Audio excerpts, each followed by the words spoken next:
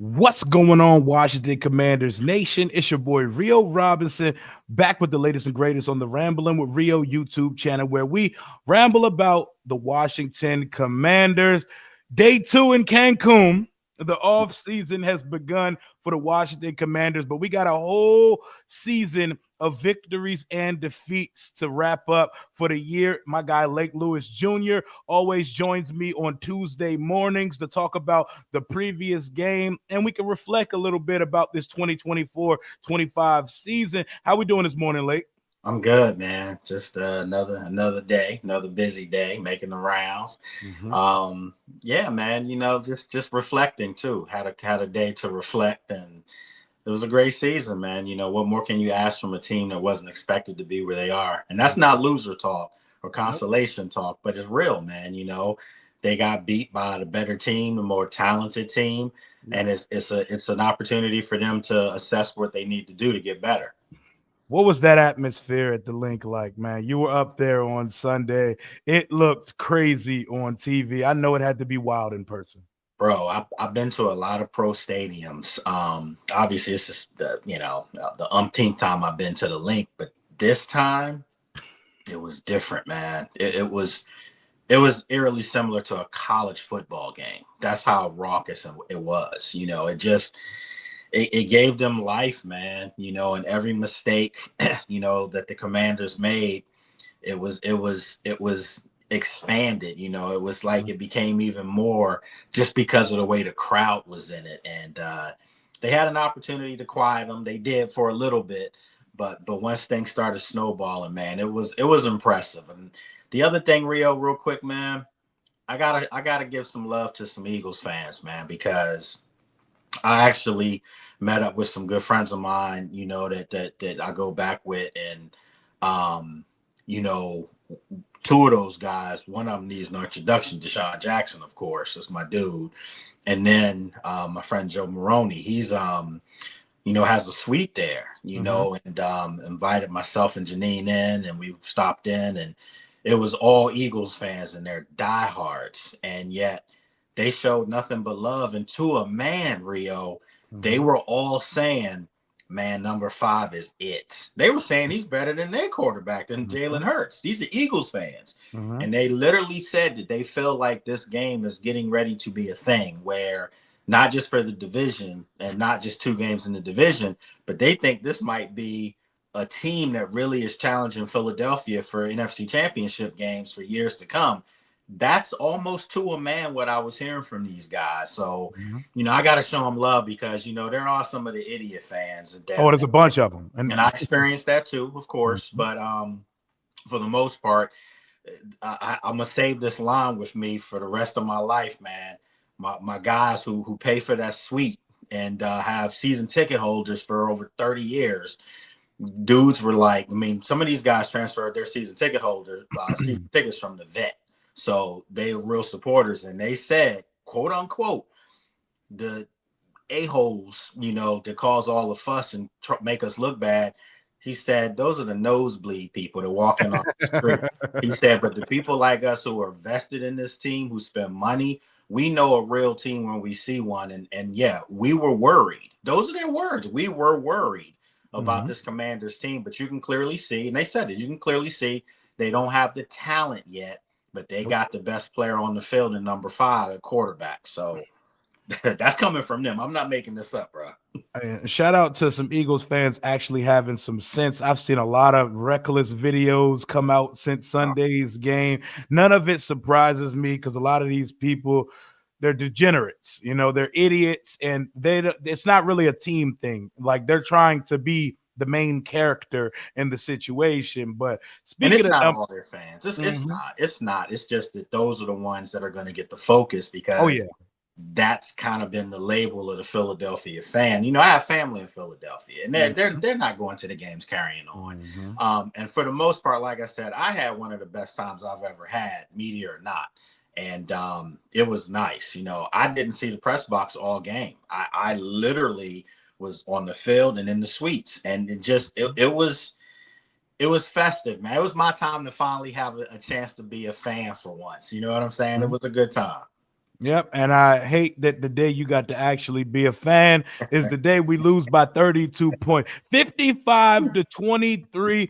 These boys ran for 7 rushing touchdowns in one game and set the conference championship points record on us on Sunday. Washington sure picked a bad time to look like their former self, man. What was your snapshot takeaway when the clock hit zero? Actually tweeted that out during the game. I said they picked the worst possible game of this magnitude to have their crappiest performance of the year. Mhm. It was built to ass, man. Let's just call it like it is. Sure was. Sure It was. was. And Mhm. I think what you and I have been saying all year, and people were getting feelings hurt and things like that.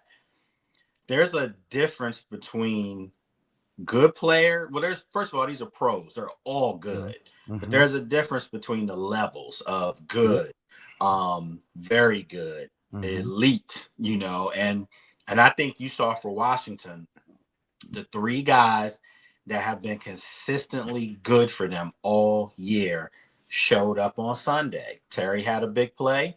Zach Ertz 8 for 11 receptions, over 100 Mhm. yards. Jayden looked very good. He I mean, did. He he did. looked great.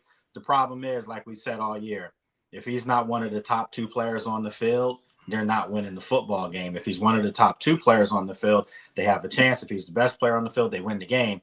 Mhm. Unfortunately for Washington, Jayden was probably the 4th best player on the field on Sunday. Yep. And that was because uh, Saquon was number 1. Oh my God. AJ Brown was number 2. And then you can pick, you can, Carter, you can pick different guys. So Hurts was so good too. As much as I hate to say it, Hurts was really good. absolutely, Also. Jalen Hurts was good. He was Mhm. one of the top 5 players on the field, and he didn't even play the best game. Yep. So what I'm saying is that you needed for Jayden to be Superman, literally in that setting against that team.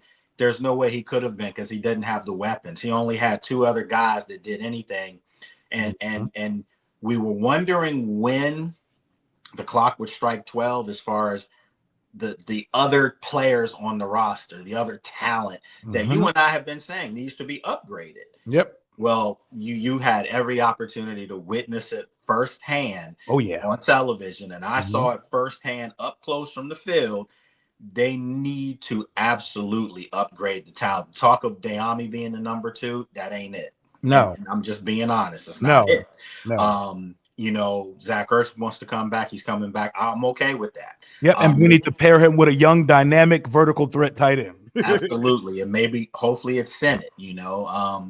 They did draft him in the second round, one of the 3 second rounders to do that, but we haven't seen it. So hopefully we'll see something from him that we didn't see this year.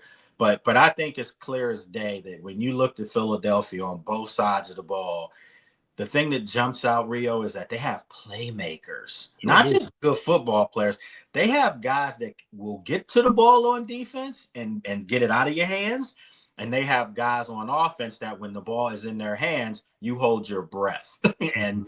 Washington only has one of those guys in Terry on offense. Yep. Zach Ertz is a very good tight end, but he's not breaking anything, but he's going to eat you up in the middle of the field. But outside of those 2 guys from the skill set positions, there's Nothing. nobody that teams are scared of. No one. No, nothing. And we have nothing. We got nothing from the running back room on Sunday. I predicted that Jayden would lead this team in rushing on Sunday. I didn't want it to look the way it looked, though. We got absolutely nothing from the running game. The game started. Washington gets the ball first, sets the tone immediately. Multiple 4th down conversions on the first drive, balls moving. You already got this Vic Fangio defense on their heels. Mm-hmm. First bad omen on the game, getting forced to kick a field goal. Once we didn't score a touchdown on that one, the Eagles then get the ball. Saquon's first touch of the game. House call. House call on a sweep. Oh my goodness. How many business decisions and guys that we want to see not want to tackle that guy? Man, it was too many guys lunging with their shoulders, not their arms. Mhm. Saquon is already a compact dude, with humongous legs, lower body is incredible, and no one wanted to go down there to tackle him. and he was Mhm. just spinning off guys, tossing guys off of him. And you know, when you see a guy that wants it, that just you can tell he wants it. He's leaving everything out there. That's what I saw from Saquon. And you know, I got love. He's Penn State alum like myself, so I'm always gonna have love there. But man, it hurt to see him just ripping them off. And you know, there was a stat, man, like that said it all. When you think about Washington's run defense this year, and you think of, you know, the defense as a whole, and they were 18th, and people like it still wasn't a good defense. Okay, they had won the season, including playoffs, including even the NFC Championship. They had 6 100-yard performances against them this year.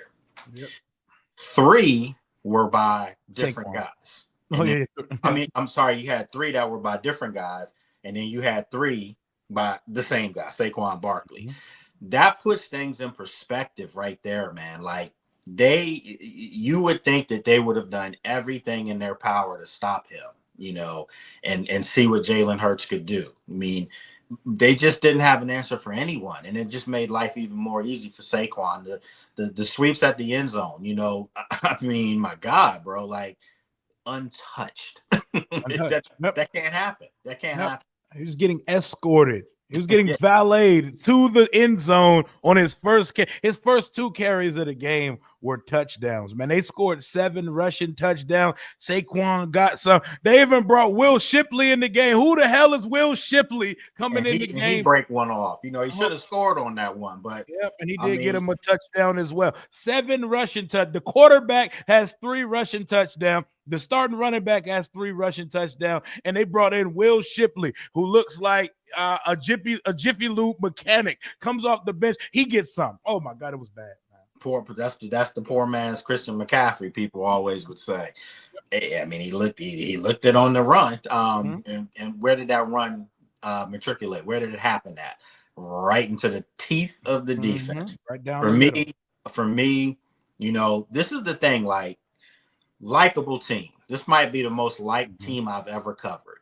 Great guys in the locker room, but you still have a job to do, and you still have to, you know, say what the truth is. And the truth is, most of the guys did not show up Yep.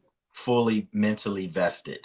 There were meltdowns happening all over the field, uncharacteristically, you know, things that we saw all year long as far as the poise and composure and the grit of this team. It just wasn't there collectively. It was there in spurts. You know, they cut the lead 14-12 and went for 2, didn't get it, but I'm thinking they playing like absolute cheeks out here, And and they're they still and they're in within the arm's game. reach. Yeah. But what do? You follow that up with Turnovers. you turn out, you let the Eagles go down the field, score, Mhm. and you kick off. They kick off to you, and I didn't see Jeremy McNichols get banged on. You just ran into somebody and Mhm. fumbled the ball. You can't do that versus You this you team, man. not in that building, in that environment. It was each turnover, it got louder and louder and louder. Rio, Yep. I'm telling you, man, it was tough sailing, man. It was the worst I've seen this team look all year. Bottom line. Yep. Yep. You want to get ran off the field fast? Go ahead and give the ball to a team like Philly who doesn't give it away themselves, but they take it away. I saw so many turning points to this game. What I loved was the fight of 5 because no Oh, matter how this game looked, Jayden still was bringing us down the field and giving us a chance, man. He's been carrying this ragtag roster all the way to the championship round, and he continued to be himself even in defeat, even in a blowout victory. That boy, when he hit that touchdown, the Russian touchdown, I ain't never seen him dance like that. He was out that joint moving. extended. And I was like, man, we losing. No, I don't know about that. But the bottom line is I like it because he know he his the only one that confidence. can dance. Well, and he also knows too that confidence wise that he felt like they were going to be back down there again. Like the game Mhm. was in his mind never out of reach Competitor. until like late in the fourth. I mean, midway through the Mhm. fourth, you just knew it was the floodgates had opened up. Mhm. I again, to hear those Eagles fans and season ticket holders up there telling me that they didn't realize how good this guy was. You know, they said they knew after the second game when he had the 5 touchdown passes, he was really good. But 2 of those guys in that room, diehard Eagles guys, season ticket holders, owners of the suite, said that they literally think he's the best quarterback in the NFC. They literally said that. And I'm like, for them to say that over Jalen Hurts, who's going back to the second Super Bowl in 3 years, that says a lot, man. They just recognize the talent of this kid. And I'll put this in perspective for anyone out there, any Eagle fan who's watching this. The Eagles are in the Super Bowl, and rightfully so. You know, they were probably the best team in the NFC this year. Once they got through that Cleveland game and Philly, they turned it on. They literally did. I always tell people to eye test and switching guys out. The Eagles are going to the Super Bowl. They're going to probably be the underdog in this game against Kansas City. Oh, they're the underdog for sure. But I've said this. You put Jaden Daniels and replace Jalen with Jayden, what does this Eagles team look like? Unbeatable. They're unbeatable. The favorite in the Super Bowl. That's what they look like. they would be in the favorite in the Super Bowl, probably trying to match history for being undefeated. Okay. That's what I'm trying to get people to understand with Jayden. And I had another Philly guy saying, I don't pump your brakes. It's just 1 year. The tape is out on him. Yeah, he said, you know, that's what he said. He said that people are going to game plan this guy. We all know this how he goes. He's going to be CJ Stroud from last year. And I'm like, first of all, CJ got Texas back in the playoffs. And won another playoff game. So let's not disrespect that kid either. But I think it's clear there's that Jayden's a better talent. It's clear. There are only, in my opinion now, 4 other quarterbacks that are ahead of this young kid. And we know who those guys are. We know who those guys are. We need not talk about them. But if this kid comes out next year and does it again, which we think he will, because he's going to have much more talent around him to do it. I'm putting my money on Jayden MVP in year 2. He's a legit contender for an MVP next year. And I keep telling people, Washington may not win 12 games in the regular season. They might be 10 or 11. But that's not 10 or 11 because they didn't have a good year. It's because they're going to have a brutal schedule. Yep, they got a playoff schedule and the opponents. Schedule. They win 11 games next year with that schedule. I would probably tell you they're going to be playing in the same round again. Yep, that's just a given. So there's so many good things there. But my whole point with all this is that you mentioned number 5. If you don't see what you have, like, this is a generational talent. This isn't a fluke season. This is someone that's going to keep this burgundy and gold team relevant as long as he's not injured. And the way he was after that game, just you could tell tears were shed. And he cussed at the podium, bro. He was out of I love it.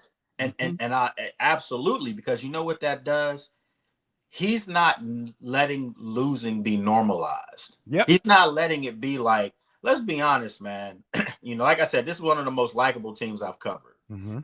Years past, I had several close friends and guys that we respected each other as media, as players. Deshaun's one. That's my dude. But those were the teams that had individual players like Deshaun, like Pierre, Jordan Reed. But they collectively still they were top heavy, didn't have the depth.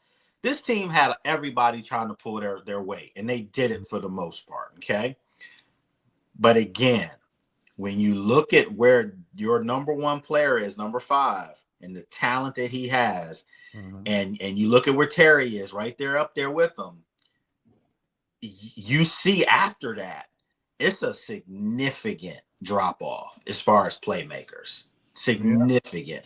You can't have a guy have one good game and we anoint him as the next. No, don't work like that, man. It just doesn't. And they've only had legitimately, I think Frankie Louvel played his tail off on the other side of the ball. Get the memes of him diving and all that. Hey, I'm tired of the tush push too. I'm tired of it too. Yeah. I had no problem with that. He was trying to time it. He did it 3 times. Who cares? They were losing. He was trying to make something happen. But if you look at the way he played on the field, he got the attention of the Eagles fans up in there in that booth too. So again, the new guys were the guys that stepped up with Terry, of course. It was some of those leftovers that, let's call it like it is, bro.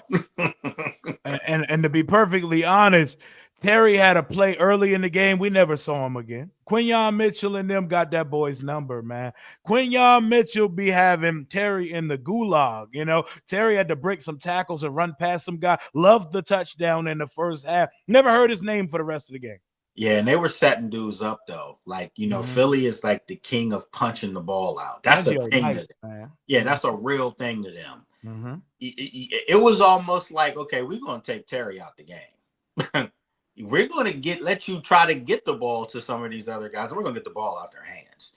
Dayami got the ball out of his hands. Austin Eckler got the ball out of his hands. Obviously Jeremy McNichol on a kickoff return. But those type of turnovers, and before anybody says, "Oh, Jayden threw an interception," the game was over, and he threw up a YOLO ball to Quinyon. That's what it took to get Quinyon an interception. Yeah. That doesn't count, man. I mean, seriously, that if you look at 59 minutes of the game, he that played clean football, and he wasn't turning the ball over. Withstood everything that was thrown at him, was hitting people in the pocket, from the pocket, taking off. Yep, it was impressive to see. But sometimes, my friend, you have to go through these things, man. You do. You have to.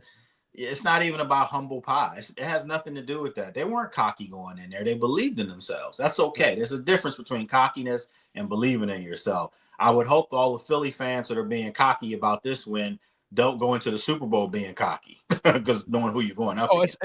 That's how they move, though. So that's their bravado. That is their culture as a fan base. I look at this game and I see 4 distinct moments where Washington throw away the scoreboard. 32-point loss. We lost by more points than we scored. I know the facts of it. But I look at these 4 moments as the moments where Washington could have made this a game, and 5 did everything he could to make it a game. His teammates failed him. The Eagles go up 7-3. They give Jayden a chance to respond and take the lead. The offense is moving up the field. We hit Dyami Brown. Dyami Brown has suddenly convinced himself that he's a yards after catch receiver, and like Reggie Bush in college, decides to reverse field.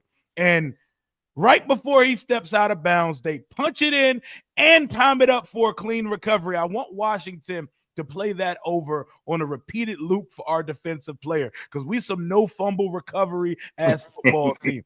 That is how it's done. They're tight roping the sideline to make sure they get a clean recovery. Then the Eagles go up 14-3. Next thing you know, right before half, 14-12. This is the exact turning point where the game started to snowball. It is fourth and six at the 50. Oh my God.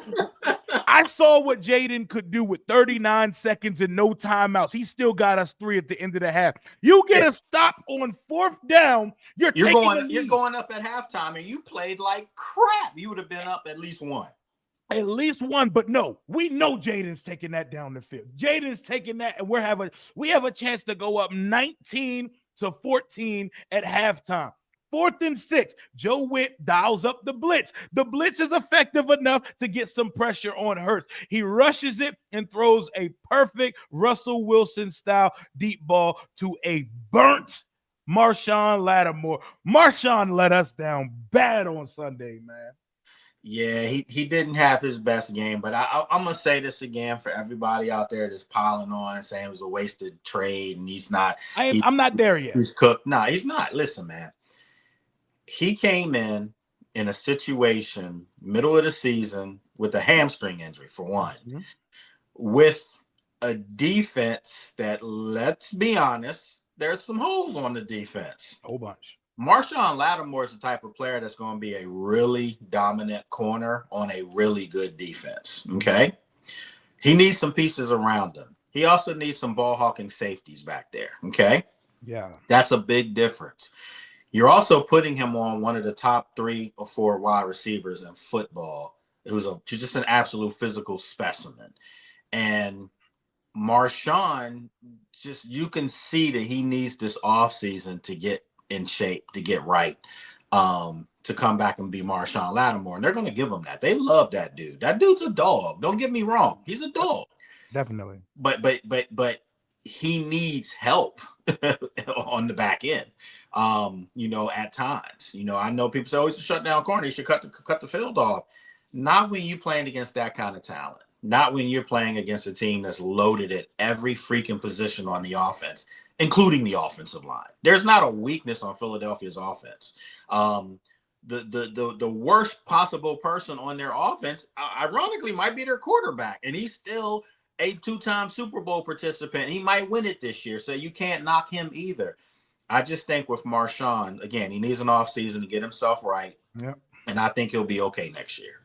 I think he'll be fine after a full spring, summer, and the system and whatsoever. But Sunday, that is not going to get it done. That was the official turning point of the football game.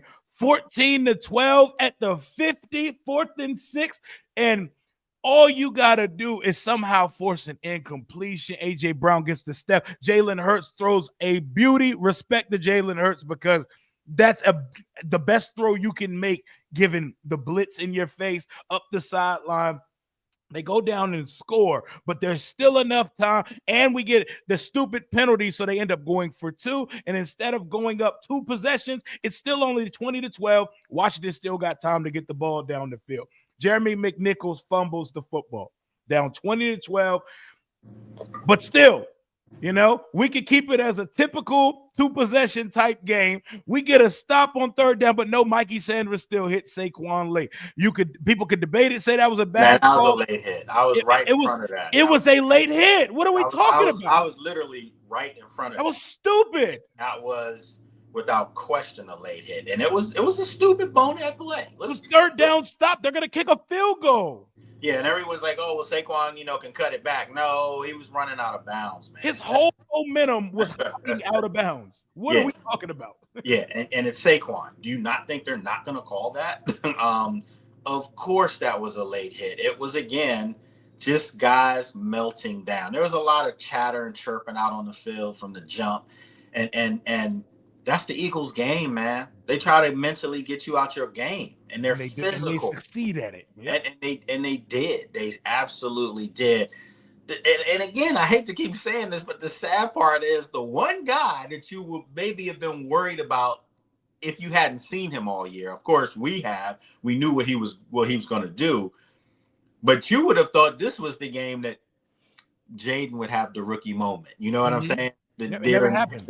Never happened. He just was calm, cool, and collected. It was the veteran players for this team that imploded. So, man. Yeah. 5 is such a killer, because instead of going up just 23-12, they end up getting 27 because Sanders still gets the late hit, puts them right in scoring territory. You know what the Eagles do when they get inside the 10? They score. They score every time. 7 rushing touchdowns on a day. I've never heard a 7 rushing touchdown in a game in my life. So, of course, Washington sets it up. My final game-changing, game-altering, game blouses at this point. The game's over.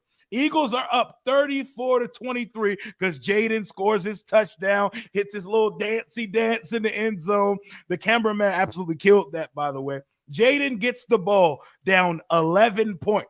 The ball is moving. We get a chance to cut it to either 30-34 or 31-34 if we convert the 2-point conversion. We are driving to cut it to 1 possession. Austin Eckler catches a pass while going down, decides to get up. I don't know where he thought he was going. Just go down. You had nowhere to go. Just stay down. I don't know. I guess it's the NFC Championship and desperation kicks in. I mean, hey, we ran a fake punt today, so desperation will do it to you. We converted it too as well. Shout out to Ben Sitter. Sized him up, though. Sized him up and came right in and punched the ball out. It feels like they run the peanut punch drill every day at practice because they force fumbles with relative ease. Oh man, it was impressive. I mean, you say what you want. It was impressive. Every time they got to someone, somebody was holding them up, somebody was punching the ball at the ball. That's a thing, man. And if I'm if I'm Joe Witt, if I'm Dan Quinn, I'm showing that to my guys, man, this offseason. I'm showing it like we're going to be that team. We're going to be guys because when you think about it, they probably forced more fumbles than they had interceptions on the year. That's just so it's not like they had guys snagging balls out the air. Quinyon Mitchell had one interception coming into that. You know what I'm saying? And he just got that a week ago. So it's not like this dude was stepping in on everything. He was just locking dudes up. But they were forcing fumbles, and they always recover them. I don't know if I've seen a ball all season, and I've seen several Eagle games. I don't know and watch some tape. I don't know if I've seen a ball that they've knocked out that they did not recover. Yeah, Ironic. they be recovering fumble, not like us that be struggling to recover They don't fumble. even know where the ball is on the ground when we get. Yeah, no idea where the ball is when we force a fumble. But that was the last turning point. That was Washington's last chance. Down 34-23. Ball's moving. Jayden completes the pass while under pressure. Austin Eckler gets up, fumbles, loses it. That's all she wrote at that point. You can't give this team three gifts. They got 28 points off of turnovers. Yeah, That's they had 13 in the final 6 minutes of the second quarter, and then did it 15 in the second half. You're not winning a football game, man. You're in that environment. No way. It just kept being an insurmountable thing, and Washington didn't play the complementary football that they've been accustomed to doing in their big wins. They just one thing happened, and then the next thing didn't happen. I'll give you a perfect example of that. The Eagles come out and get the ball for the second half. Washington holds. Yep. Get the 3 and out, if I'm not mistaken. The Eagles punt, Washington gets the ball, then we have to punt. Couldn't generate anything. We got a sack. We let up a sack early, I believe, to Jordan Davis. 12-yard sack, exactly. So put them in like 3rd and 18 or something. I mean, so something crazy. Yeah, they just couldn't feed off each other. About the only thing that worked for them was Zane Gonzalez, ironically, was on the money. Yeah, he was hitting. Just couldn't help him. You know what I'm saying? So I do want to say this, though. I wanted to get your thoughts on earlier in the game on the first drive. Would you have gone for it on that 4th down? Yes. Inside the red zone. See, I would have gone for it. I mean, you already did it twice. Yeah, you went for it at the 50. Yep. So my thing is, at that point, you had, that was like an 8-minute drive, 17 plays. It took half the first quarter. Half the first quarter, even if you didn't get the first down if you went for it on 4th down, you've cut into it and you've shown we're gonna move the ball against this defense. We can. I would have taken my chances, man. You already had gotten 2. I know the odds are against you to do it. I feel like they decided, we took 8 minutes off the clock. We got to leave this drive with something. We can't leave with 0. I think in the moment while I was streaming, I said, yeah, take the points there. But yeah, man, versus that team, you had to go for it, man. I would have went for it, man. I would have went for it because you're there to win. And 3 points ain't gonna cut it against this team. But I honestly think that when they kicked the field goal and got it, they felt good about kind of quiet in the crowd because the crowd was quiet at that point. And it was kind of like, they moved the ball pretty effectively. And then obviously first play Saquon to the house, that just sucked the air out of that whole first drive. And yet every time Jayden got it, he was still keeping the ball moving. We didn't have too many short drives. The guy is an even kill, silent assassin, man. And even in defeat, that boy was striking all day. You can talk about waiting for the tape is out there already. The tape is out there. We played 20 games. We played 20 games. Yeah, there is no tape. I mean, and I keep saying this. They said that about Lamar. Oh, the tape's out. They said that about Josh Allen. They said about Matt. There's no teach tape for an elite quarterback. You can watch it all you want to. He's still gonna find a way. Right. That's it. So I'm gonna tell you this. That's tape. If you want to be the person like the guy said in Eagles booth, oh, they're gonna get the tape on him. And I said to him, tape on what? Tape on him throwing 2 backups. Tape on him having one legit weapon. The tape is going to be once Terry has somebody on the other side of him, it's going to make life even more easy for him. The tape is going to be when they finally get a fast, elusive, 1,000-yard back running back That's going to be the tape. The tape's Yeah. going to be, damn, we can't stop this. Yeah, So I'm like, we don't even need one of the best backs in the league. We need a 1,000-yard back. It don't got to be 1,500. Don't got to be 2,000. Don't got to be 1,700. A 1,000-yard running back will do wonders. We help. don't need the quarterback running for 900 yards every season. Nah, and like I said before, today's game, 57 yards average, get you 1,000 yards on the season. So I don't need Saquon bursting for 200 every game. League average. League average, you get you 1,000. And again, don't get me wrong, if they can get somebody like Saquon, that makes life even more potent for Oh, them. yeah. They just need speed, man. You can see playmakers and Both speed sides. on both sides of the ball is absolutely imperative. And the beauty of this thing, man, is that in years past, Rio, we would be having this conversation like, damn, man, like, what are they gonna do? Well, this is the thing. They have the pieces as far as the brain trust, as far as the X's and O's, Yes, and sir. they have the centerpiece player on the field. Transcended. Yeah, it's all there for them now. And Adam Peters, we trust. We know the man knows what he's doing. I'm telling you, the Commanders are going to come back bigger, literally bigger and badder. And and it stung them. This loss stung. I love that. And I love it because now next year it should be, Super Bowl or bust. And I'm okay with that because that's how it used to be. It was Super Bowl or bust every year. So now you got something to look forward to. We've seen teams like Rex Ryan's Jets and the Jacksonville Jaguars who sniffed a almost Super Bowl ticket and never got to see it again. I don't see that being the fate of a Jayden Daniels, Adam Peters, Dan Quinn led football team.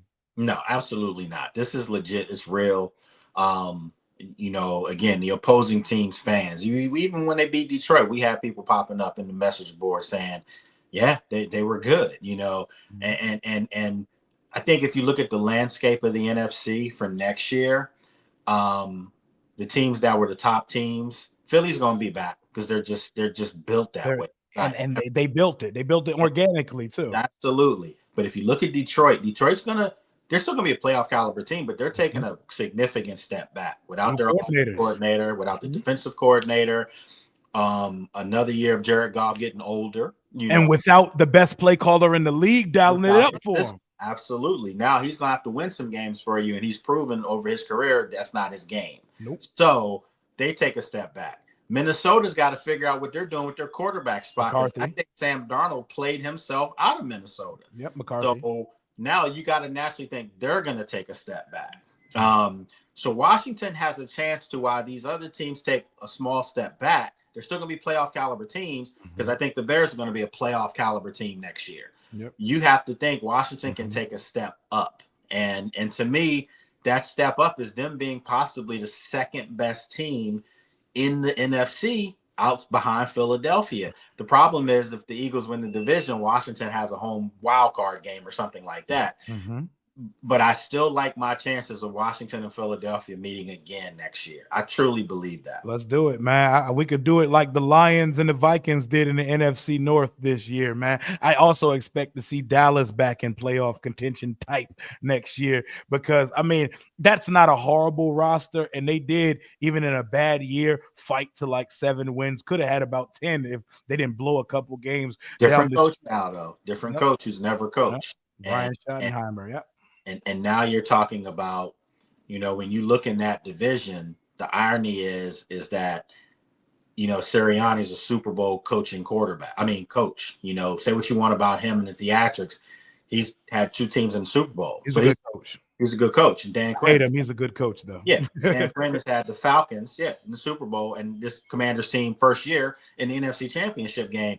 So now you're bringing in Brian Schottenheimer, who doesn't have any head coaching experience. He's been an offensive coordinator in Dallas. So it's an easy transition for Dallas, and they will be better, and they should be a playoff caliber team. The Giants, no.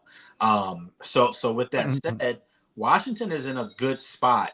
And we're talking as if this the same team that rolls into next year for the Commanders. No, they're going to have significant upgrades with the cap roster about to get flipped. Picks.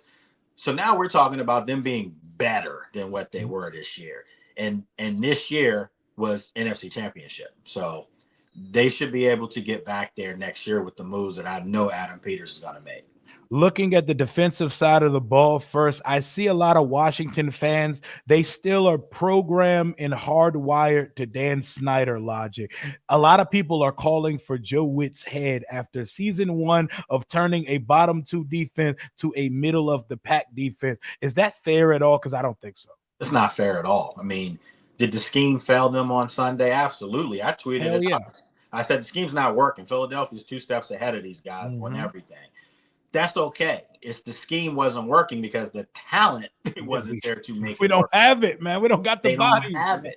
And it's been like that all year. Mhm. But when you see Bobby Wagner, when you see Frankie Louvu, when you see Dorrance Armstrong and Dante Fowler, they had some guys have renaissance career years, meaning when people thought these guys weren't that good, the signings, thought maybe Bobby Wagner was definitely needed to go into, hospice. I mean, the bottom line is these guys balled out. They still did.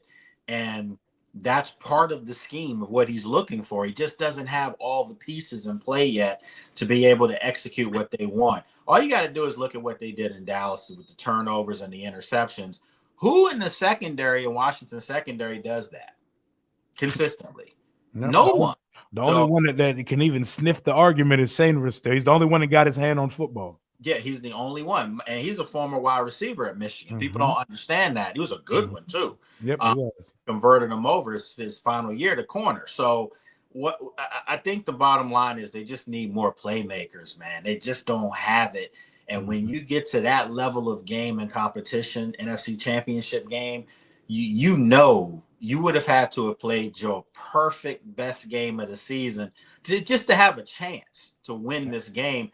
And I'll be honest, I thought they were beating Philadelphia. I thought they were going to go in there and take care of Same. business. I did too. I thought everything aligned for them. Hell, all the algorithms even had Washington winning the game. Hey man, But with five on that field, I always believe. I always believed, and he didn't do anything to me or make me think anything different in this game. It's a fact. He played well enough for them to win the football game. It's Mhm. just that a lot of the other guys, you probably had 10 guys that you could literally, if this was college football and you had to put a sticker on the helmet, you probably could have 10 guys on the roster that literally deserve to get some stickers put on their helmet. And then unfortunately, you had a bunch of guys that didn't show up mentally. Yep. And looking at this defense from a big picture, grand scheme sort of lens, I'm looking at the secondary. Marshawn Lattimore was a bit of a fish out of water, getting here mid-season, missed a few weeks when he got here, never got fully healthy, and never really found his role in the defense this year. It looked like it looked bad for the handful of games that we saw him, but we know Marshawn Lattimore is better. Mikey Sainer still, we asked so much of that boy in his rookie season, man. We played him on the inside, we played him on the outside, we had him lined up with superstar receivers, all of it. He's the only person in the secondary with ball skills. Like you said, he was a wide receiver in Michigan. That's what Jim Harbaugh does. He flips wide receivers to cornerbacks and makes damn good ones. He did the same thing with Richard Sherman back in Stanford. He did to Mikey Sanders still in Michigan. I'm looking at our safeties. I see good I see guys that could come down and help in run support. I see Jeremy Chin as a box linebacker that could come down, lay the wood on someone, but not necessarily the guy you want in safety help. Quan Martin is solid-ish in coverage. We don't have a center fielder sideline to sideline. Dan Quinn needs his Earl Thomas type back there. We Yeah, don't have one of those. they don't. You're 100% correct, and I'm glad you mentioned that. Dan Quinn, when it was the Legion of Boom in Seattle, he had Cam Chancellor as well. Just knocking people out. That's Mhm. the Jeremy Chin mode. Okay, and then Earl Thomas was the safety back there, the valve that not Nothing just was not getting just through. being back there was calling Mhm. defenses with Bobby Wagner. So Quarterback. Yep. that's what they need. They need playmakers, and they need guys that you fear because say what you want, and people say, "Oh, well, they're targeting, Lattimore." I'm sure they were, but he has respect. There's no way the receivers that he's been playing against are chirping as much with him if they didn't know who he was. You know Mhm. what I'm saying? Mikey had a great rookie campaign. You can't take Mhm. that from him. Yep. But I think it's clear to see that Mikey is going to be better served in the slot. He's physical. He does have an eye for the ball. But I think if you can get another big physical corner on the outside, you can move Mikey into the middle and keep him on the outside at times too. Interact. They can be versatile, Mhm. but they've got to find those playmakers, man. They just can't. Anything that gets by your corners it's curtains down the field. Oh That's yeah, it's gone. how it is. It's gone so easy, man. We had so many opportunities that could have happened, but it was an overthrown pass or something like that. Looking at the linebacker position, they got to get some young, fast legs in that room and ready to go. Jordan McGee, we're going to have to see some Jordan McGee next year because I love Bobby Wagner. I want him back, but there's definitely a hitch in his giddy up as he's getting long in the tooth. When that runs get to the second level, or if a running back is going out for a pass, Bobby Wagner does not have the foot speed and athleticism anymore to run with those guys. Yeah, that's a great point. You can clearly see when everything's in front of him, he still lights out, all pro 10 times. He's going back this year. Baller. But when the speed of the game catches up, you can see that's where it's not there for him. And I can tell you they do like Jordan McGee. He was doing really well this year before he got hurt, and it just set him back as far as his progress. He couldn't get off special teams, but there was a point in training camp where it looked like he was going to be their third starting linebacker. That's how good he was playing, to the point where they did the whole Jamin Davis thing, started moving the defensive line. They got rid of him. Mhm. But the other kid that I know they like the kid Hampton. Hampton. Yeah, and that's Yeah, Bobby Wagner's kid. That's it. He mentors that kid. absolutely. They like Hampton quite a bit, and he's bulked up. He was a safety coming out of Washington, Yeah. but now they bulked him up, and he's going to be one of your linebackers next year. So, I know people will say, well, if he's so good, he would have been playing this year. Not necessarily. Sometimes they had a run in them this year, and they went with the veterans. They went with the guys that could do what they needed to do. But they are going to address some of these things. They do need more speed as well at that linebacker position. Sideline to sideline speed, and I think those things are coming because they have the money and they're going to have the Mhm. draft picks as well. I like what we got from our edge rushers this year, Dante Fowler Jr. and Mhm. Dorrance Armstrong. Armstrong's production took a bit of a dip because he missed some time due to injury. Mhm. But what I will say, you could see that we missed this. Like Chase Young and Montez Sweat were not sack masters, but boy, could they play the run. Boy, could they set an edge. Washington desperately needs edges. I'll say it in plural. We need edge players who could play the edge and play the run because it felt like every time a running back bounced it, it was a huge play this season. And Saquon made a living hitting the edge against these guys this year. You know what they need, man? They need like a Jared Verse. They need to hit on Mm-hmm. edge rusher in the draft. They really do. Obviously, Abdul Carter, one of my Penn State guys, he's going to be the first pick in the draft if you ask Mm-hmm. me. Yep. So, but you need a guy like that. You need a guy that's going to be disruptive on Yep. every play, not take a couple plays off. I'm not saying that those guys were doing that, but those guys would disappear for some plays at a time. You Mm-hmm. need a guy that's really like Carter on the other side of the ball. Like Jordan, what's the name? You all those guys are disruptors, Mm-hmm. and it's almost like they just never take their foot off the gas. And if Washington gets a couple of those guys on defense, I do think you'll see what Joe Witt's system is. And I know that system wants to be similar to the Eagles, not overly complicated. The Eagles don't do much on defense. They keep two shells up top, too high, and basically everybody comes downfield. Mm-hmm. Everyone plays their role to a T in that Philly defense. Absolutely. So it's Vic Fangio's not asking them to outthink themselves, and that's why they play so free and fast. Mm-hmm. That's what Joe Witt wants. He said that from day one. He wants them to be physical, get to the ball with violent intentions, play free, play fast, and not have to think. Well, unfortunately, a lot of times when you don't have the talent, now you're going to have to think a lot to overcome the lack of talent. And that's what you saw this year. And you definitely saw that on Sunday. Guys were thinking out there because their talent base isn't enough for them to just freely rolling around on the field out there. And that's a fact. And I see fans already doing the fan thing. Go give me Khalil Mack. Go give me DeMarcus Lawrence. Listen, I don't want mid 30 edge rusher. No, We you need to don't. go hit. I give me Kyle Kennard out of South Carolina or one of these edges that I see, man. Give me a young DQ fit edge rusher who can not only has the bend and mobility to get to the quarterback, but can set a damn edge because our edges cannot do that. So my boy who I was up there with, who actually gave us the invite, for the suite with Deshaun and Joe. It was my boy Bobby McCray, and Kyle Kennard is one of his guys. And he's like, Lake, what do you think, man? Can you say something, man? Can you get a word in? And I'm like, bro, like, I don't know. I don't make decisions like Hey, I'm gonna have him on the. I'm gonna have Kyle Kennard contact. That is my Dan Quinn edge bro. crush in the draft right now.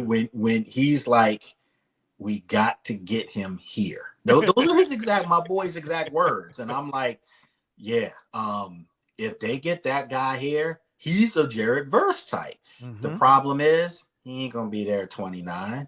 Oh yeah, I think he's gonna test well. I think he's gonna test well because right now people don't realize how good and explosive Kyle Kennard is. But hey, you never know. And at 29, you have the flexibility to go up, to go down, to stay put, or move out. Yeah, you do. And again, and one thing I do know about Adam Peters, if somebody's sitting there at 26 that they really like and they're high on their draft board, they're going to go up and get them. They showed you that last year that they would move out of a pick to move back or move forward. They're going to do what they need to do to improve this team. And I think you saw some pieces out there on Sunday. The other thing that I noticed, I was wondering to see who Johnny Newton paired better with. Was it him and Duran? or him and Allen? Or That's a him good and one. Allen? It kind of looked like it's him and Allen. Allen, yeah, I saw that. I noticed it. Yeah. I was like, them boys actually were doing okay. I know they gave up the run late, to Shipley and stuff, but Barkley took his stuff to the edges, man. That's Philadelphia's play. When they run off to the left tackle, that's their play, and it happens all the time. That's Saquon finishing. But I think for the most part, it wasn't a whole lot of stuff into the teeth of the defense over and over.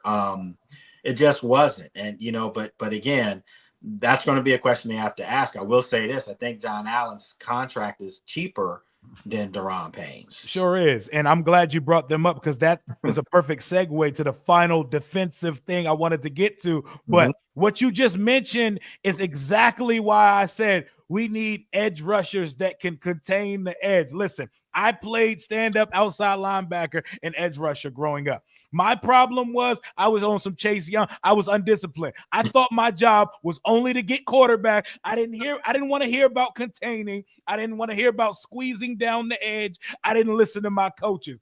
We don't have edge rusher. Saquon shouldn't be able to get to the edge because there should be a guy out there holding it down, forcing a cutback.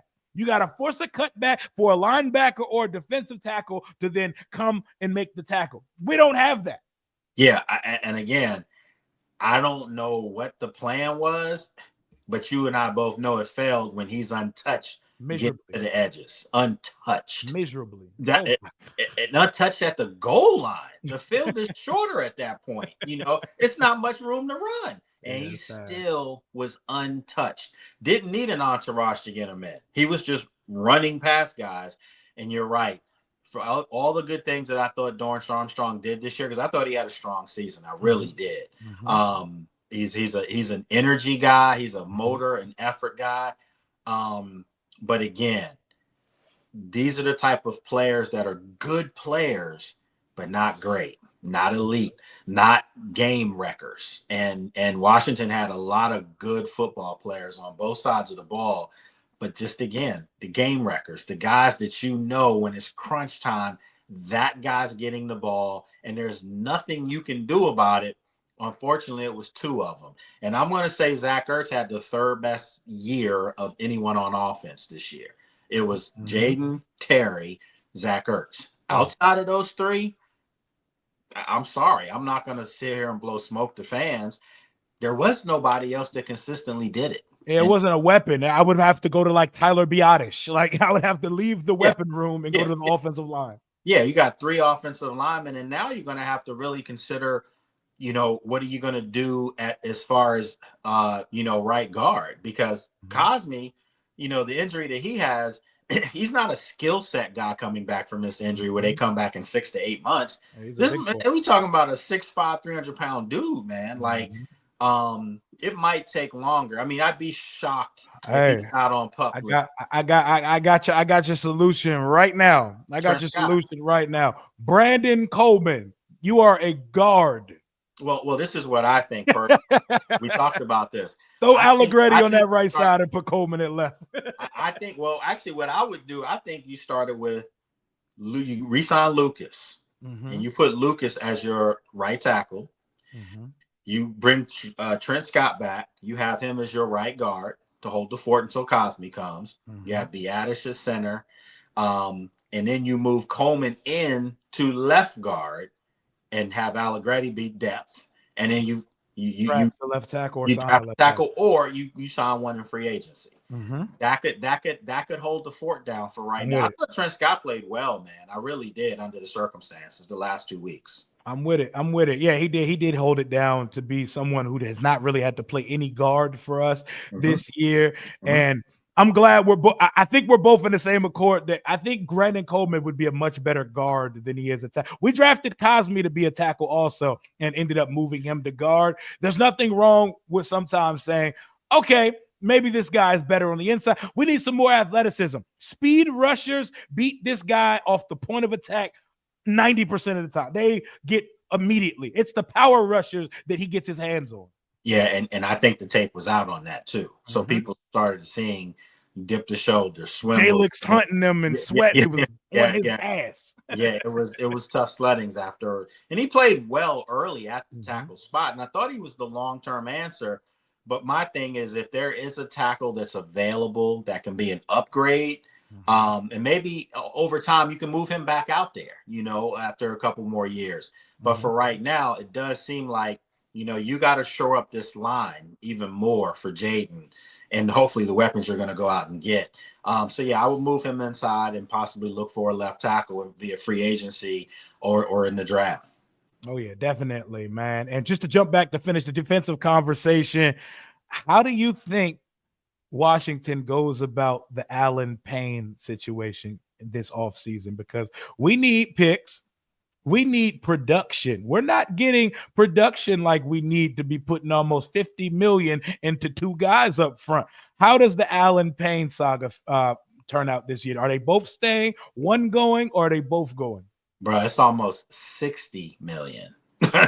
So Mm-hmm. I'm sorry. There has not been $60 million production. Hell And no. you could get four tackles for that kind of money and Mm-hmm. spread them out. Yep. Have depth at the same time. You go back and you look at Ridgeway's gone. Ridgeway probably would have helped, Mm-hmm. but they made the move for that for Marshawn. I totally get all that. And we got that Ridgeway production from Sheldon Day because he got Shout out active to when he got Sheldon Day, another guy I re-signed because you don't have to pay him much. mm-hmm. He played well, and actually I thought when Allen came back, it messed with his rotation in there. So my thing is, I think you keep one. I think you move one and you keep one. You have to find out who really wants to be here with no theatrics. No, Duran's not going to give you any. John is just more kind of standoffish at times. And he wants to win. I get it, but you still got to embrace being a face for the team, bottom line, especially being from Ashburn and being from Loudoun County, so you just want to make sure that everybody's good and they understand we got a chance here. And I think they know that. I think that's why obviously John Allen came back from his injury, because he saw that they had a chance to do something he had never been a part of. But I'm keeping one. And just from what I saw the other day, I truly felt like Johnny Newton and John Allen paired better together. So I may keep John Allen, and he's cheaper, so that helps too. Yeah, I think uh, I don't know, man. I think they got to do something. I don't see the point of running it all back. Are you there? No, you can't do that. That ain't working. That's too much money to get mediocre results. And for everybody out there that says, "Oh, he played well, John Allen played well, or Deron Payne, he played well in a certain specific game," they're not getting paid to play well. They're getting paid Right. to be disruptors. They're being paid to make a difference on every said play. And we don't see that. You see far too many plays where they're invisible than Mhm. plays that they actually make a play. And you just can't be paying guys frontline money to give you average or below average results. Facts. Yeah, man. We got to do something. One of them's got to go. One of them has got to go. We need to bust this thing down, and we need to have a plan for that position to help try to replace some of the production that we got from those guys, which wasn't much since we paid them. But Let looking me over ask to the you a question real quick. go Did ahead. you I keep rewinding this and thinking this. I know they ultimately cut Fedarian. Mhm. I thought Fedarian was playing well He early was. there. He was, And man. that's why I'm like, something had to have. I'm not speculating. I'm just Mhm. saying something had to happen that was non-football Yeah, because maybe he was not a practice player. He didn't put effort yeah, out on the something practice maybe field. mouthed off or something. I don't know. Mhm. But the bottom line was he and Johnny Newton were showing me something early, Yeah, they man. were. And I thought, okay, these are going to be their two guys. They're getting ready to be the two guys that are going to replace Allen and Payne, and then they let them go. So It could, yeah, it, could, yeah. it could be as simple as we're trying to get all of Ron's guys up out of here. We're trying to get Oh, all of those picks from the previous this regime. is the So all season going to do it. we going to get all that out of here, and we're gonna bring in our own culture guy. They call it the commanders tab. We're gonna bring some commanders in the building because y'all may see one thing, we see another. They get all the practice tape and all that. There's got to be a reason that they made those decisions to get rid of those guys. Diami, his energy in that locker room clean out presser situation yesterday, he sounded like a guy like, yeah, I could be back, but it's a business. He said what you expect a guy in his position to say, but it came off a little smug to me as a guy who outside of those two Protective. playoff games have done objectively nothing in 4 years. It sounded a little. I ain't like his tone at that presser, man. I mean, again, might get in trouble for saying it, but to me, that's a person that's trying to protect themselves to Mm-hmm. make it look like I got options. No, you don't. Mm-hmm. Um, Yeah. you don't. Your option would have been here. And It- and it- remember, I said this last week on your show. He had an opportunity to play himself into being the second receiver here for next year if he continued to play the way he was playing. But you and I both said this. This kid has never shown consistency. He's their most athletic receiver, but he drops balls. He puts the ball on the ground. There's just it's not enough. and he And goes through lapses of not getting separation too, because I think a lot of fans ignore the. We're not giving Diami opportunity. Diami out there. He's but out he's there getting every he's week. getting locked up. And this Mm-hmm. is the thing. This is the thing. If there ever was a position in the NFL that doesn't need 3-4 years to figure it out, it's wide receiver. The Mm-hmm. good ones come in from the jump Yep. and give Get you go. your tail. Yep. That's the bottom line. Day two pick. Day two Terry pick. came in. You go back and look at my tweet from Mm-hmm. 6 years ago in training camp, and I tweeted out that I don't know if anybody knows this. I tweeted this out and I said, I don't know if anybody's seeing this, but this number 17 out here is actually making the biggest impression. Mm-hmm. He looks like a combination of Deshaun and Pierre Garcon. And they put the stops on him. They hit him in the preseason and said that's our number one receiver They off the sure did. early. Sure Yeah. did. You Mm-hmm. know when you see it. It's Jayden all over again. I knew what I saw, and I knew I had never seen that. And what's crazy is Diami was really good. And I was there at camp the whole first week of camp, his rookie year in 2021 back in Richmond. Richmond Diami was different. He was burning everybody in the little Friday night football at FedEx Field. He was burning everybody, even made some plays in the preseason. Something about them Sunday lights, we didn't see it for 4 years. We That's saw it right. in one game a year for 4 years. Bro, you hit it on the head. I've said this, and when everyone was saying it again, and after the Detroit game, I said we're gonna see, we're gonna see, Mhm. because he's never strung them together. You know, he Mhm. had the Tennessee game last year where he had the two deep balls, Yep, and back in I 22. don't Yep. think he caught a pass for three more games. I mean, Yeah. you can't have that. And Mhm. I know somebody will throw in our face, but Terry kind of got bottled up. No, Terry had, when Terry's number was called, what did Terry do Sunday? He took one to the house. Yeah, I mean he did get bottled up for a couple quarters, but I mean that defense, they'll take your top target away from It you. was your But only target. yeah, we need another target. Like I look at Diami's career like this. His rookie season, he caught a deep ball. His second year, he had the Carson Wentz game versus Tennessee, went crazy, never saw it again. 2023, he had the Seattle game where he caught what should have been the game-winning touchdown. Didn't see him for most of the year. We're talking about a bunch of 100-something yard seasons where he played at least 14 or 15 games. And then this year, he had the big touchdown versus Cleveland and the two playoff games. But you're looking at like a 15 game sample size of nothing. Your career high of yards in 4 years is 300.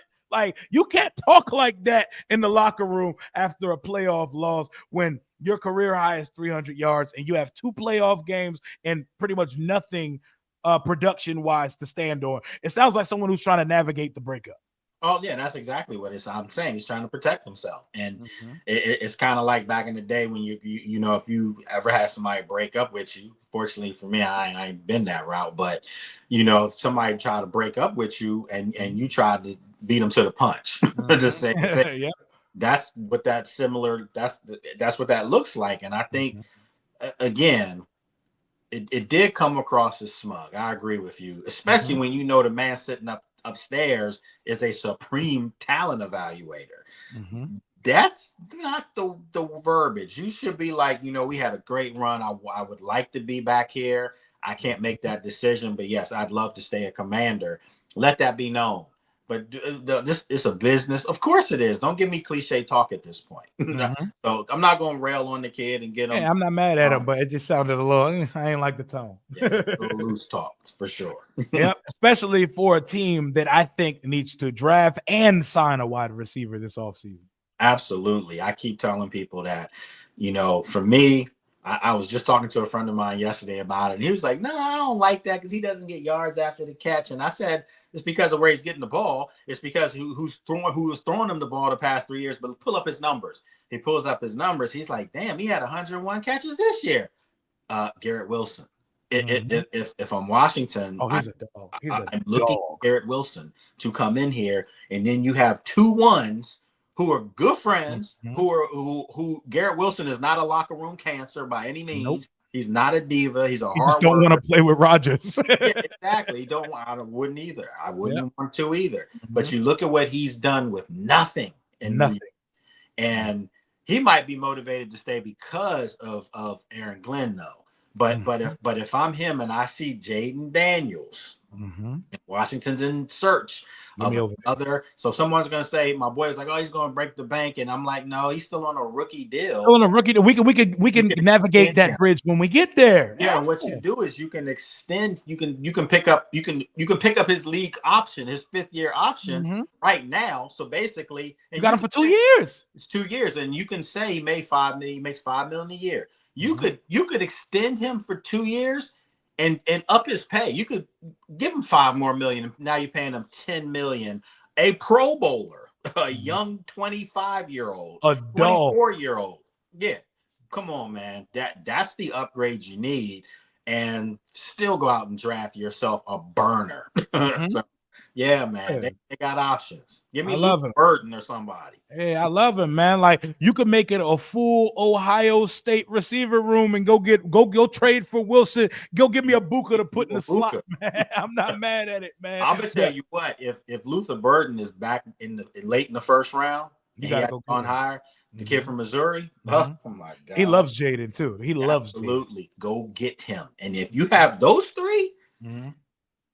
We okay. need we need some yak demons, man. We need some guys that once they get that ball in their hand, they're liable to break it every time they touch it. We don't have enough speed and playmakers on the inside, on the outside, anywhere on this roster.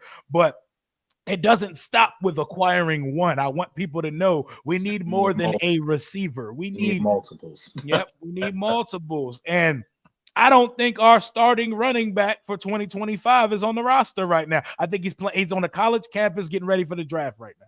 He is, and I'm gonna tell you who I like a lot, man. I think the kid Henderson from Ohio State would be Trevion.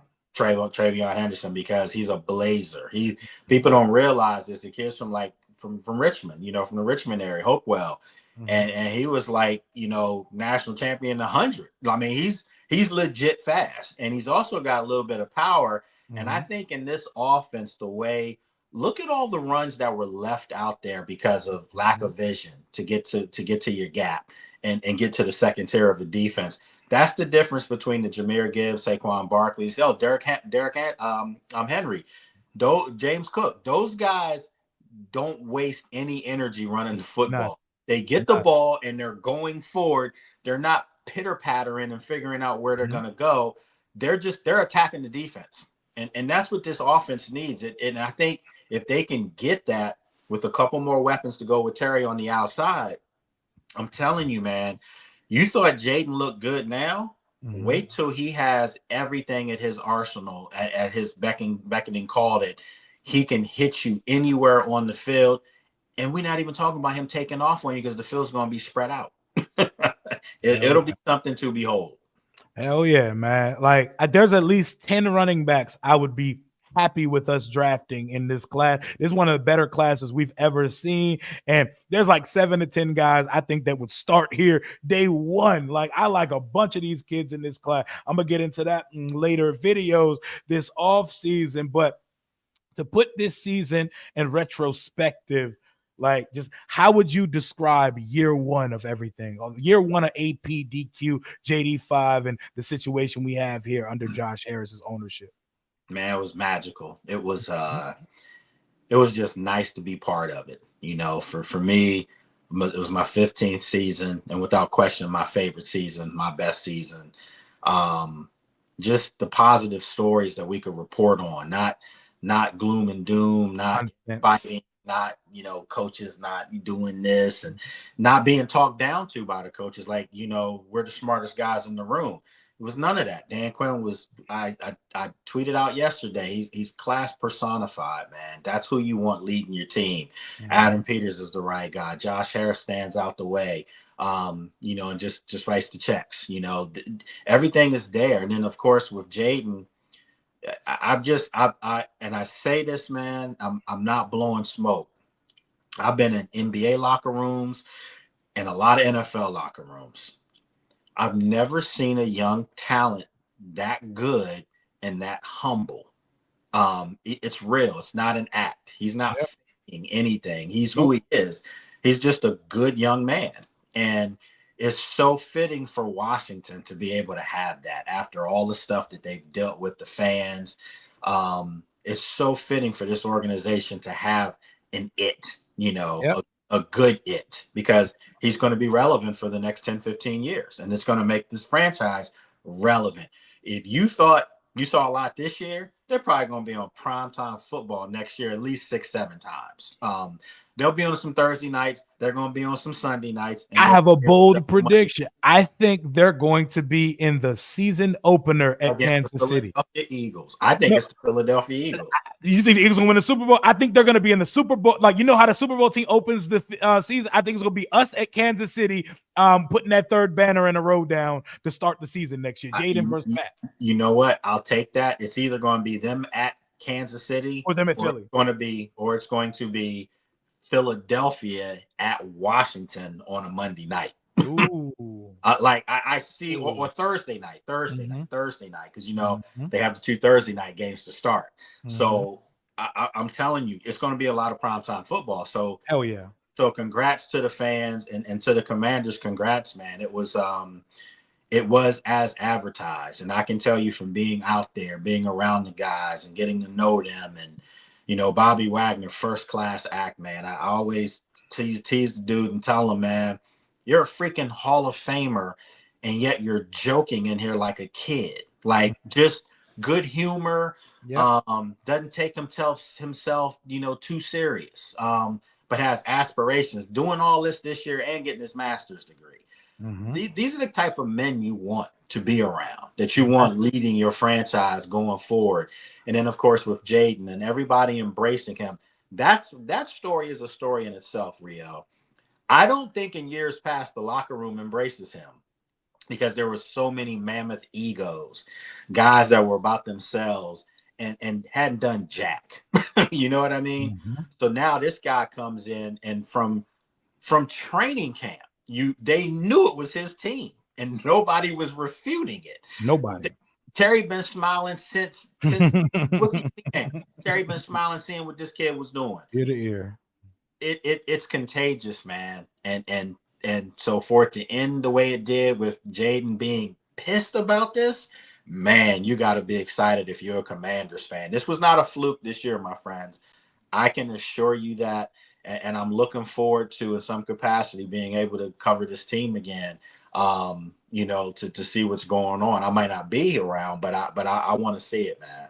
Absolutely, man. And I've enjoyed these Tuesdays, man. We're definitely going to be linking up to do some stuff in the off season and keep this going for the 2025 season as well. But year one, I would call it a monumental success, but just the beginning. We're just getting to the tipping. Like, we don't have what we need yet, and saw a 20-game season. I've never in my life saw a 20-game season by this team. I've never seen the You saw championship milestone. round. The 12 games, the 12 wins. You had never seen more than 10 in your lifetime, No 14 NFC championship game, no elite talent as far as like not just elite in that locker room, I mean elite around the league, and not have one. So now, you'll be able to see this for the next 10, 15 years, man. Hell yeah, man. Like Jordan said, the ceiling is the roof. Like, we could go as far as Jaden takes us. And Adam Peters has the money, has the resources, has the draft capital at his disposal to build a bully around Jayden Daniels, because the number one weapon you can have in this league is a great quarterback on a rookie contract. Now, show me why you get paid the big bucks and put a roster around this boy, because we've already seen what he could do with scraps. Imagine what he could do with the proper ingredients. Absolutely, man. I mean, he was eating, no offense to the guys on the team, but I'm just saying, this guy was working with outside of a sharp steak knife with Terry. The meat that they were eating was chicken. Just normal chicken. Great value chicken right there. Chicken fingers. So now next year they're going to be eating with some steak, so Terry and him, man, it's just going to be good to see. I'm excited to see the progression. I'm excited to see, this didn't top off just now. I'm excited to see where does it go next year, because one thing we both know, the guys leading this franchise are hungry, and Adam Peters isn't one of those guys that just wanted the job for the money. He wants to inflict pain on people with his team. Sure does. And what he saw in Philadelphia motivated him. It has to. It motivates all of us. It motivates to know that that's the blueprint. Detroit has a blueprint as far as how you build and draft too, but the Eagles have it on both sides of the ball in depth and waves. And they hit on a bunch of draft picks. They did it organically. They made a big trade for Brown, but most of this is homegrown. Absolutely. And then you look at what they have with Mitchell and DeJean. I mean, damn, like it's they're going to be around for a long time. This is real, man. But I think most people know now that Washington is here, that it's not a fluke. They've seen what Five does. They've seen him on the highest level, being one of those guys on the field. And I think for most part now, the Eagles are on alert. They know. They don't feel like Washington's there with them yet, but they feel like they're getting there.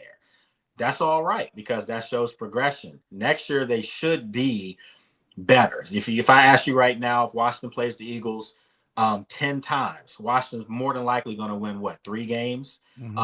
If you can get that next year to 6 games, you know what I'm saying, or 5 games. Even the score 5. Yeah. Now you're talking. And I think that's the maturation of this team with the right people in play. it's going to be better. They have no choice but to be better because they got the right people that want to be better. You think there's any chance that we start seeing some blueprints and renderings for this new stadium in DC sometime this year? Absolutely. I think before the season starts next year, Ooh. probably know where it's going to be because Mhm, this is the thing. The lease is up at FedEx in what, 2 years, mhm. 2027. So it's going to take 2 to 3 years to put the stadium up. I think Buffalo said that their timeline for their stadium was 19 months to Mhm. 2 years, and it's up. You can see it when you saw Orchard Park. You can see the other stadium right outside of Buffalo going up rapidly. So if you're Washington, you want to get ground broke on this thing soon, so that you don't have to lease the FedEx Field for another year or two just to watch a stadium be put up. They want to roll into this thing with their new toy.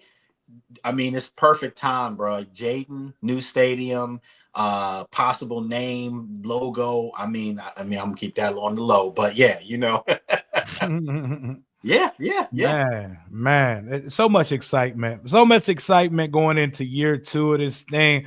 How do you got the Super Bowl playing out? Because there is still another game. I don't really care about it. This is the game nobody wanted to see. I'm watching for the Kendrick Lamar concert. How you got that game playing Yeah, man, derail my plans for New Orleans for sure. Still can go and cover it. I don't want to cover that right Yeah, I'm cool. now. Yeah. So no.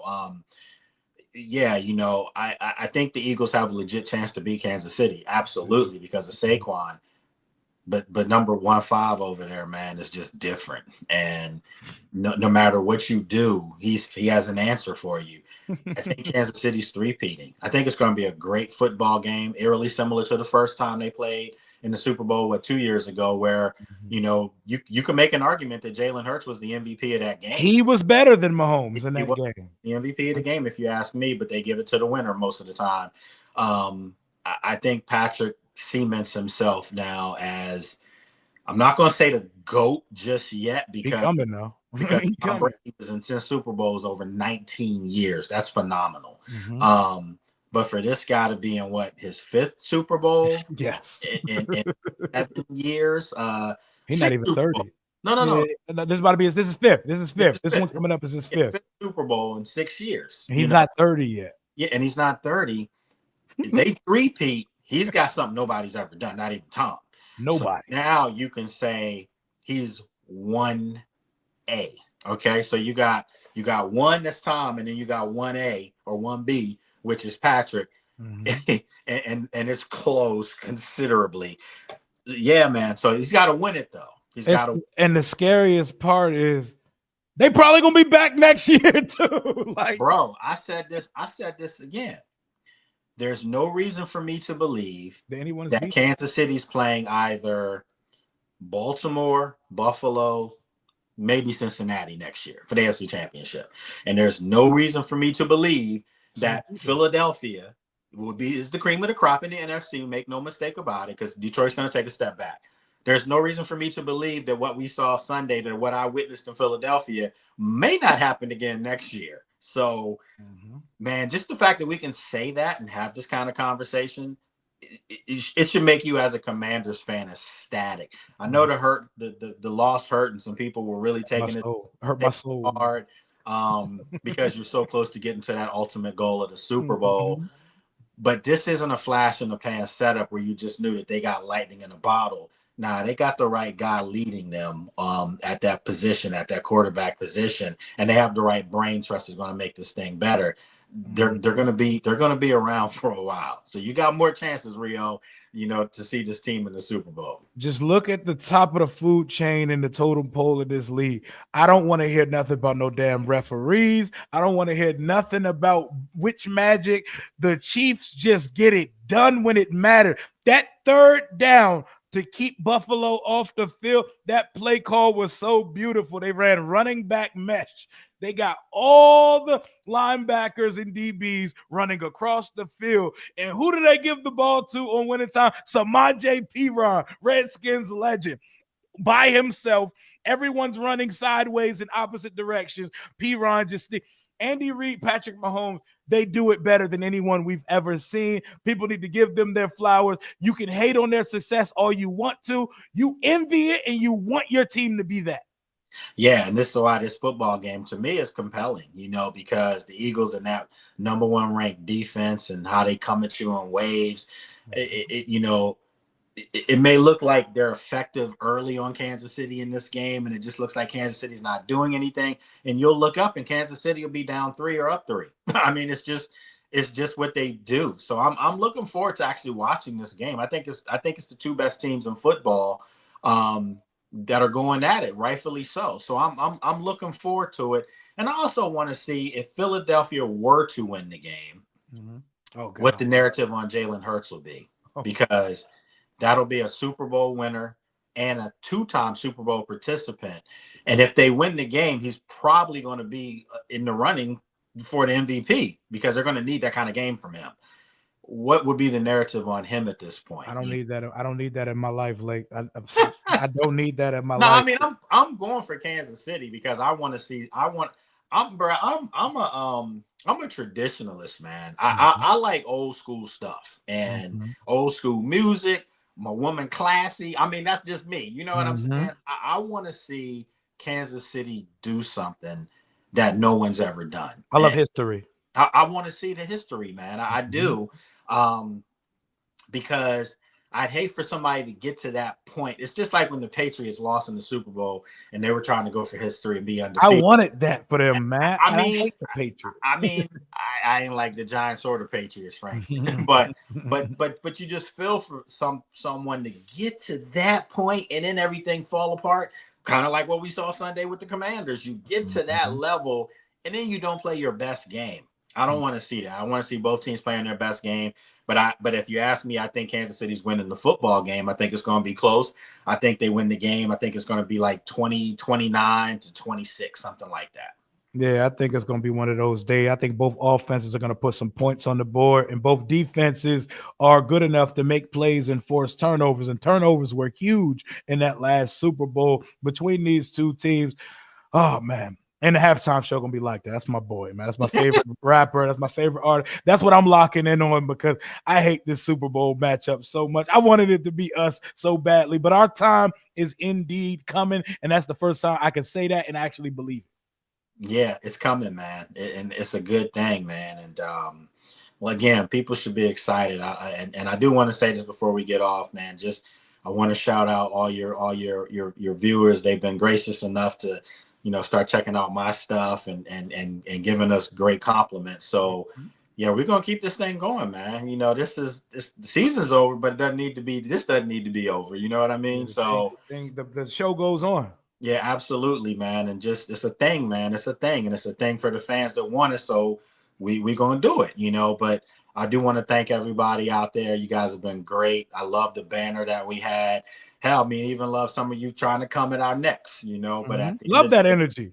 yeah, we love the energy, and Hmm. and and that's not being smug. That's being real. Hmm. I've always said I am where I am in my career because of you guys. The support, and it's always going to be that way. So I can't sit here and give my opinion, and some of it's facts from what I see with my own eyes in practice and stuff. But Hmm. I can't give my opinion and not expect to accept somebody else's. But Yep. as long as we keep it clean with each other, let's keep Hmm. this thing going, man. Yep, and y'all know how it is with me. I pop mine when I need to. This has been a fun season of chopping it up. This will continue. We will still chop it up in the off season. Lake, let folks know where they can find you on socials and on YouTube. Yeah, definitely. You can check me out on social media at Lake Lewis Jr. And then for my show, you can subscribe to it via YouTube. Watch it there. It's the Lake Lewis Jr. show. The channel is the Lake Lewis Jr. So you can follow me on there, and you can subscribe to it via Apple, Spotify, iHeartRadio, all the audio carriers. You also can go to sportsjourney.com for some info. And then obviously this off season, you'll see me popping up on ABC, Yes, giving sir. an inside take. And next year we'll see what's going on, but there's some stuff brewing that might be more on a national level, Gee. but this team is always going to be near and dear to my heart because I'm a DC kid, man. And Hmm. see them back where they were this year was awesome, and couldn't come at a better time for me personally. It was awesome. they're in good hands, man. So you guys, now you're gonna know what it's like to have anxiety and have, I don't want to use say heart attacks to people, but you're gonna know how intense That's it every was Sunday. when I was younger, going through this with these teams Mm-hmm. every year. Now you're getting ready to experience the same thing, and it's good, man, to be relevant again. Shout out once again to NFL Insider, my friend in real life and friend of the show, Lake Lewis Jr., for holding it down. 14 Victory Tuesdays and 6 Misery Tuesdays. And there was about a couple months in between that last loss, man. We hadn't lost since before Thanksgiving. It's been a pleasure doing it. The show goes on. Thank y'all for tuning in. That is Rambling About Washington. That is our season in review, Misery Tuesday. Shout out to everybody who tunes into the channel. Like, comment, subscribe, and subscribe to the Lake Lewis Jr. on YouTube. That's all I got for right now. Hail to the Washington Commanders. We are